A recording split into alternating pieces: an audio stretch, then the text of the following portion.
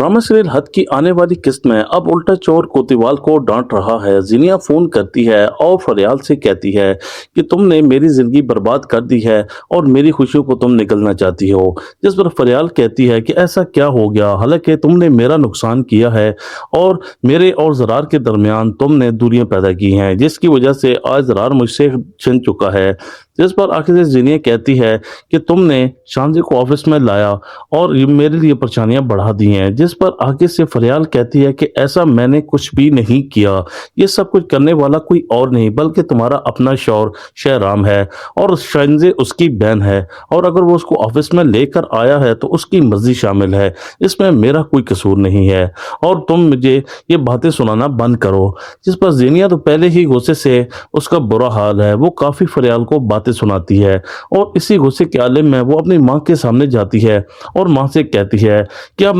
आपको या जरार और मुझ में से किसी एक को चूज करना पड़ेगा। जिस पर उसकी माँ कहती है कि तुम दोनों मेरे बेटे हो, मैं तुम्हें कभी भी छोड़ नहीं सकती। अगर तुम मेरी बेटी हो तो वो बेटा है और मैं तुम दोनों को एक घर में हंसी खुशी और एक छत के नीचे प्यार भरी जिंदगी गुजारने की तरजीह देती हूँ। लेकिन अब जिनिया तो किसी की बात सुनने वाली नहीं है और वो सख्त गुस्से में भी आ चुकी है।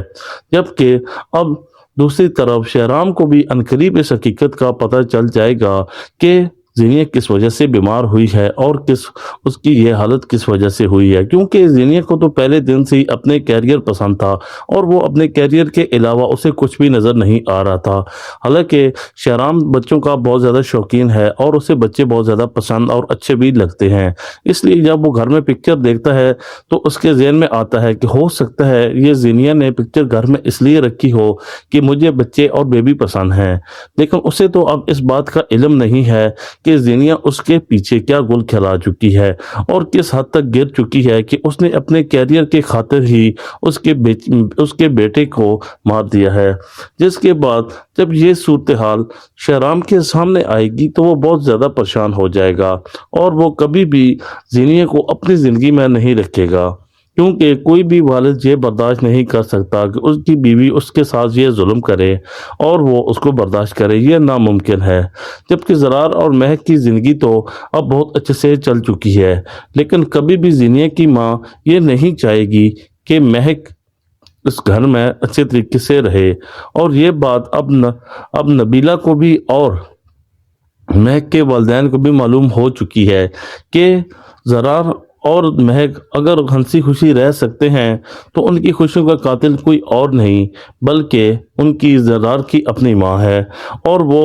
नबीला को साफ बता रहा होता है महक का बाप कि ये सब कुछ उसने ड्रामा किया है अपने बेटे को घर में ले जाने के लिए, और जैसे ही बेटा उसके घर में जाएगा तो उसके रवैये और हालत बदल जाएगी और हमारी बेटी महक पे वो जुल्म करना शुरू कर देगी। जिस पर अब नबीला बहुत ज़्यादा परेशान हो जाती है कि मैंने महक को इन लोगों के घर क्यों दिया, क्योंकि मैं तो ये समझती थी कि ये बदल चुके हैं, लेकिन हकीकत ये है कि ये बिल्कुल बदले नहीं हैं बल्कि पहले से ज़्यादा खतरनाक हो चुके हैं। रिव्यू अच्छा लगे तो लाजमी लाइक कर दीजिए और बेल आइकन को दबाना मत भूलिए ताकि हर नई वीडियो का नोटिफिकेशन सबसे पहले आपको मिल सके, क्योंकि मैं इस किस्म के अच्छे रिव्यू आपके लिए लेकर आता रहता हूँ। Thank you for watching.